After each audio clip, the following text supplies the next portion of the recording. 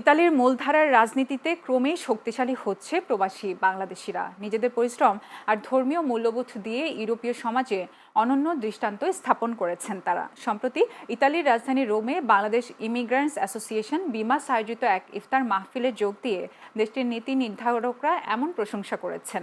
এই ইফতার মাহফিলে উপস্থিত ছিলেন ইউরোপীয় পার্লামেন্ট থেকে শুরু করে ইতালীয় সিনেট ও পার্লামেন্টের শীর্ষ পর্যায়ে নীতি নির্ধারকরা।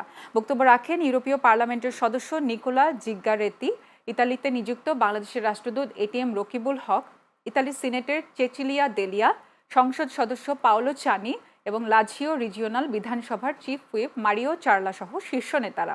বক্তারা বলেন, রমজানে ইফতার শান্তি ও সামাজিক সংহতির এক অনন্য উদাহরণ। এ সময় বিশ্ব খাদ্য সংস্থা ফাও এর ঊর্ধ্বতন কর্মকর্তা নাফিস আহমেদ খান সহ ডেমোক্রেটিক পার্টির গুরুত্বপূর্ণ নেতারা উপস্থিত ছিলেন।